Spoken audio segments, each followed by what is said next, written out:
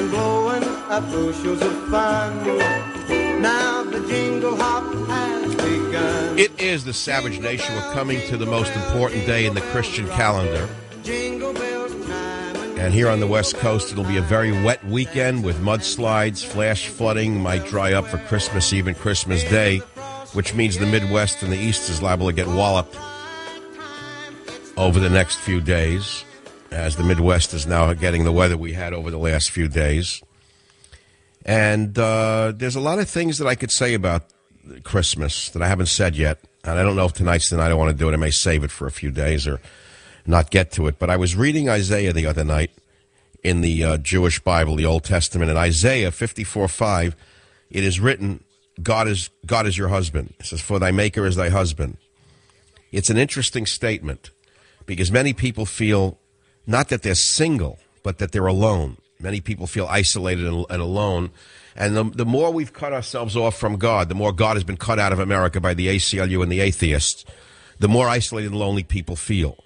And yet, if you look in the Bible, you find out that they have nothing to say with these people, these nobodies, these atheists, these anti-Americans, these freaks, in other words, these anti-Christian freaks in particular.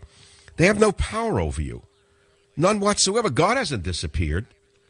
They made you think God disappeared. What? Because they took it down from a saying somewhere on a wall? God is still there. God is your husband. And you think, well, I'm alone. I'm lonely. There's no one out there for me. Many people are very lonely around the holidays because they're afflicted by a loneliness. They think everyone's against them.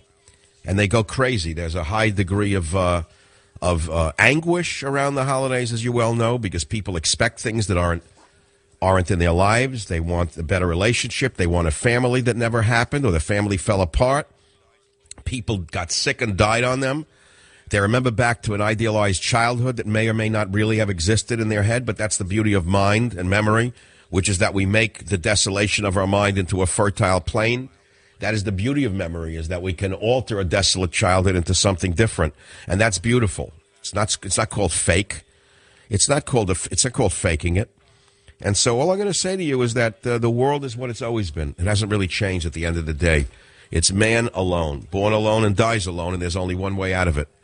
And you know the way out of it, don't you? Which is the straight way, the straight and narrow way. Otherwise, you're finished. Just guarantee you, as tough as it is, everybody wants to remain wild and crazy to their last days. It doesn't work. It's just not the way it works.